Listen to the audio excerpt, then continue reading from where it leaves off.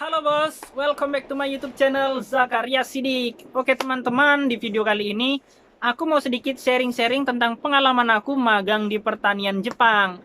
Nah, di awal tahun 2020 kita dihebohkan dengan kasus pandemi. Nah, kasus pandemi ini berawal dari Cina Daratan ya teman-teman, di mana ya?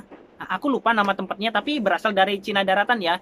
Nah, dari Cina Daratan itu merebak meluas ke seluruh penjuru dunia dan tentunya nggak hanya di Cina, Jepang dan Indonesia juga menjadi salah satu negara yang terkena dampak dari pandemi ini ya.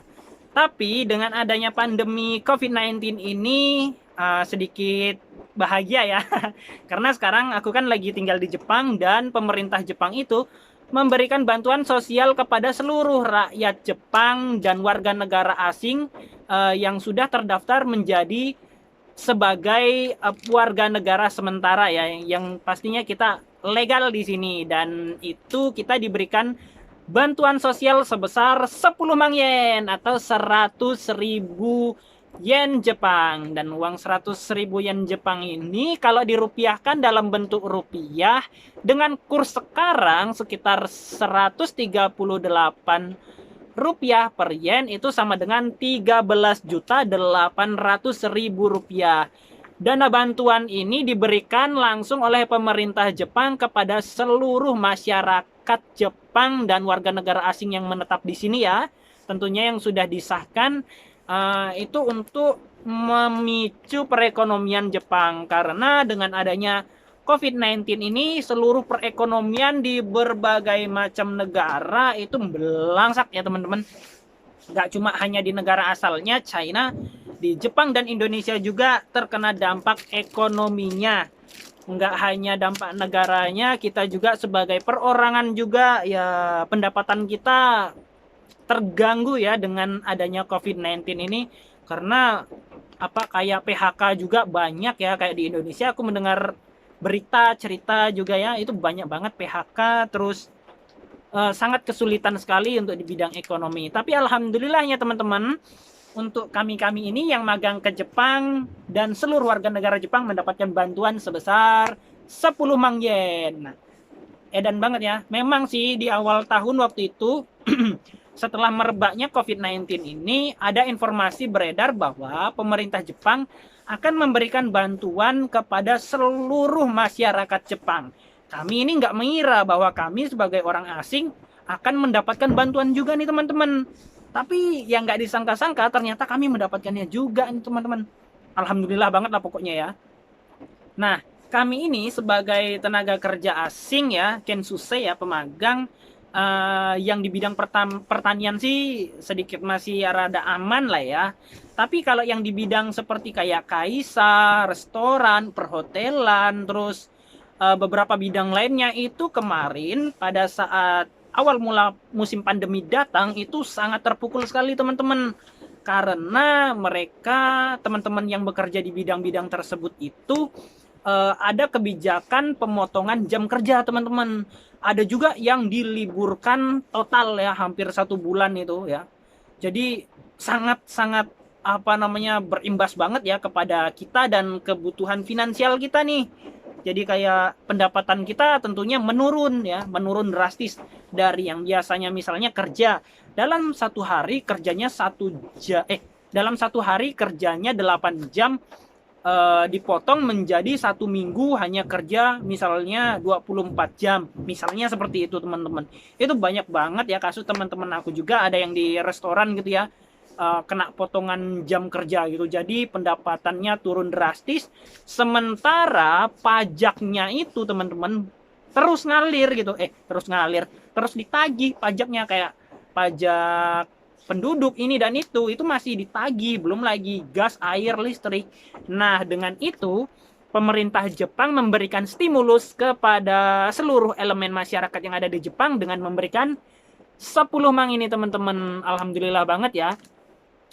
Di Indonesia juga kalau nggak salah pemerintah Indonesia pada waktu itu aku mendengar juga akan memberikan dana bantuan sosial kepada masyarakat Indonesia ya sebesar 600.000 rupiah.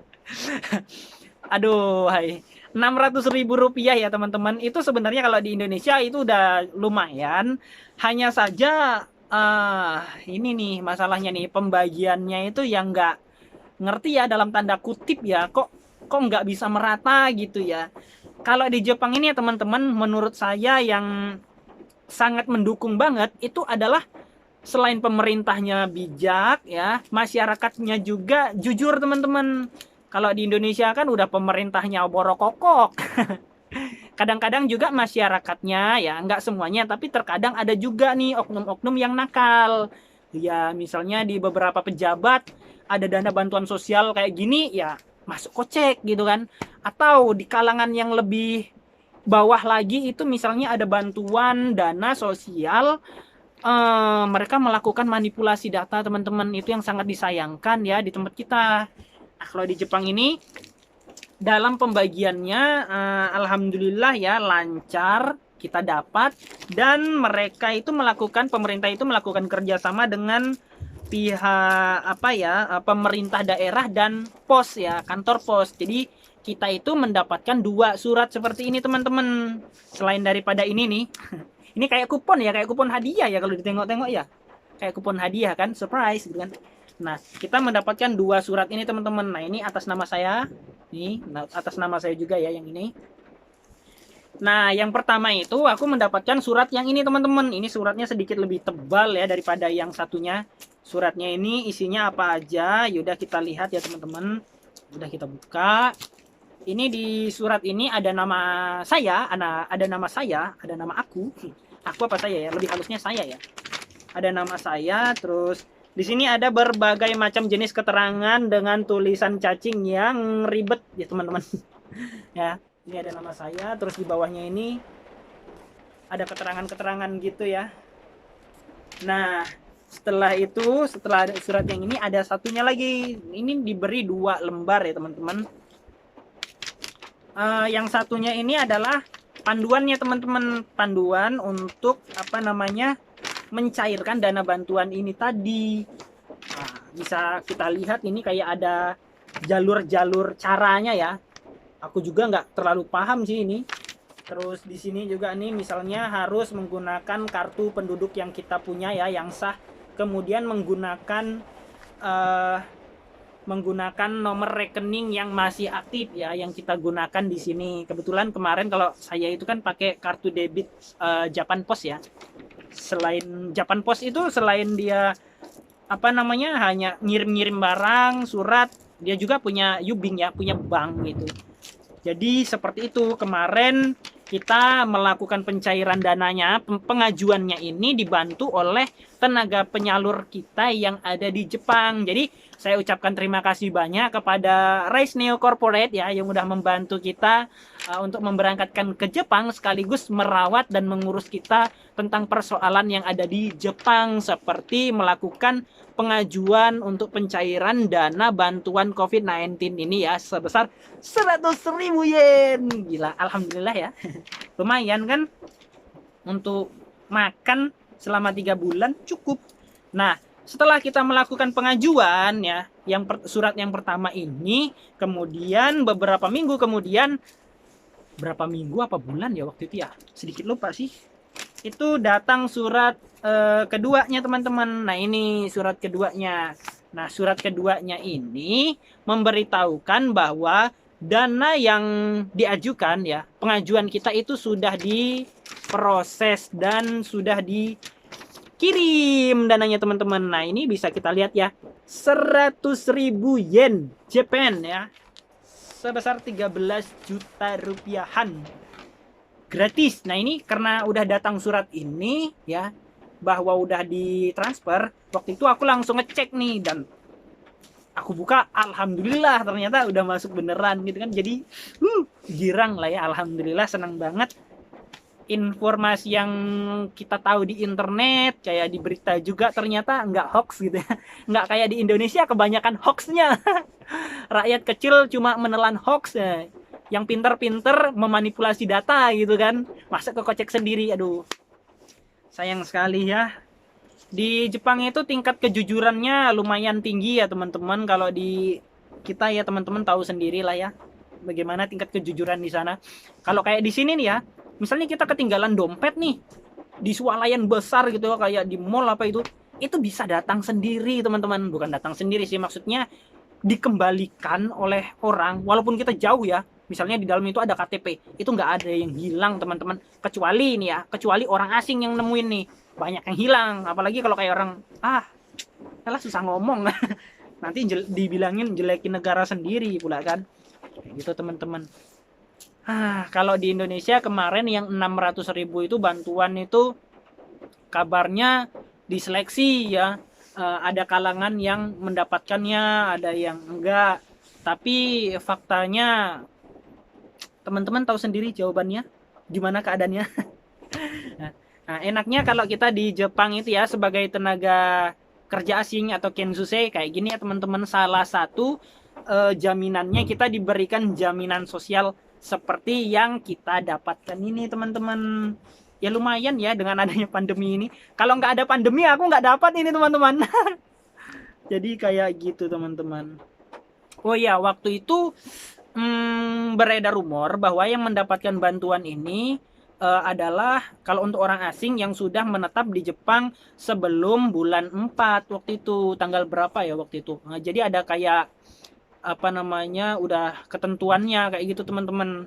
Kalau yang misalnya baru-baru datang kayak yang baru bulan ini itu udah beda lagi ya teman-teman. Udah nggak tahu masih berlaku atau enggak. Jadi kayak gitu kan, kita ini kan di data kan ya. Kalau misalnya kita masuk pada waktu itu ya di data, terus kita punya KTP sementara itu. Nah itu udah dari data itulah kita mendapatkan jaminan bantuan sosial ini teman-teman. Oh iya, ada sedikit informasi juga. Aku kemarin ada baca sedikit di berita itu yang dipublikasikan oleh SBI Remittance bahwa KBRI kita udah membuka lagi ya, memberikan informasi Jepang itu sudah membuka kembali untuk masyarakat Indonesia datang ke Jepang. Ure. Jadi ada angin segar ya untuk teman-teman ya, calon-calon kensuse yang masih pendidikan atau yang menunggu keberangkatan, ada angin segar ya dengan adanya informasi ini. Kita dari Indonesia sudah diizinkan masuk lagi ke negara Jepang. Tapi dengan beberapa ketentuan teman-teman, masih banyak ya prosesnya ya. Ketentuan yang paling utama ditekankan pada keadaan sekarang ini adalah kesehatan manusianya itu. Kesehatan manusianya itu yang mau datang ke Jepang. Jadi di Indonesia yang mau berangkat itu harus dicek dulu kesehatannya, full set body ya. Jadi setelah dicek kita mendapatkan hasil. Nah hasil itu akan dibawa dan akan diperiksa di Jepang. Setelah sampai di Jepang nanti kita akan dilakukan pemeriksaan kesehatan ulang teman-teman. Enggak sesimpel seperti pada waktu kami dulu. Sebelum tahun 2000, aku kan berangkat 2019-an kalau nggak salah ya.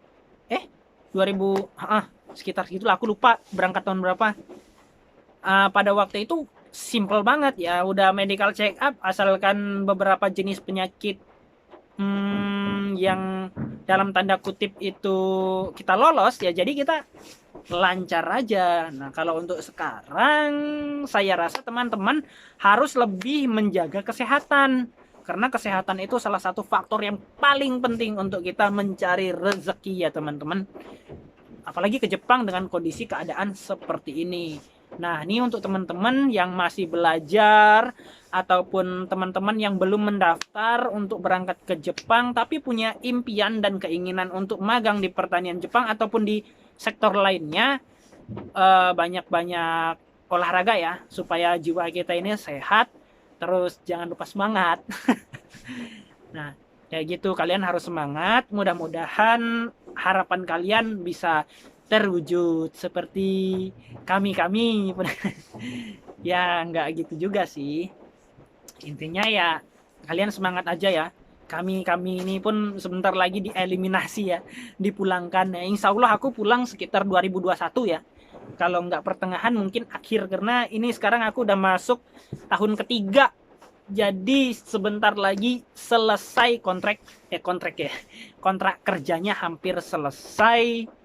Dan mungkin harapan bisa membangun negeri sendiri ya. Kayak sekarang ini kan membangun negeri orang, walaupun dikasih jaminan sosial kayak gini nih. Ya seneng sih. Kalau di negara sendiri jaminan sosialnya aduh hai. Kemarin itu ya aku dengar stimulus di Indonesia itu kayak ada yang mau mencetak duit lah ya. Itunya menteri keuangannya ada yang inilah dan itulah, tapi ya malah dihantam dengan isu yang sekarang beredar, Omnibus Law. Aduh, itu makin renyem lagi. Tapi alhamdulillah nih untuk teman-teman yang apa namanya kerja di luar negeri ya, menjadi tenaga kerja asing di luar negeri, kalau misalnya di Indonesia lagi ada kayak kisruh-kisruh kayak gini nih, itu panen duit teman-teman.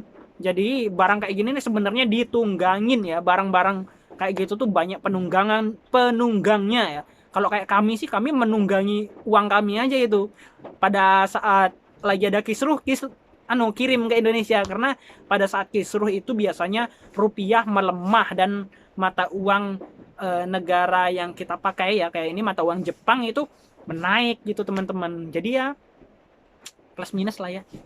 Gila nggak terasa udah 16 menit. Yaudah ya teman-teman, aku cukupkan sharing-sharingnya kali ini ya. Ini cuma sekedar sharing ya. Mudah-mudahan dengan sharing ini teman-teman bisa mendapatkan gambaran kayak gitu. Kalau magang ke Jepang ya lumayan asik kok magang ke Jepang, walaupun ya capek di pinggang. Yaudah gitu aja dulu ya dari saya. Terima kasih banyak untuk teman-teman yang sudah selalu support kita dari awal sampai akhir, sampai channel kita berkembang ya seperti sekarang ini berkat dukungan kalian. Saya ucapkan terima kasih banyak.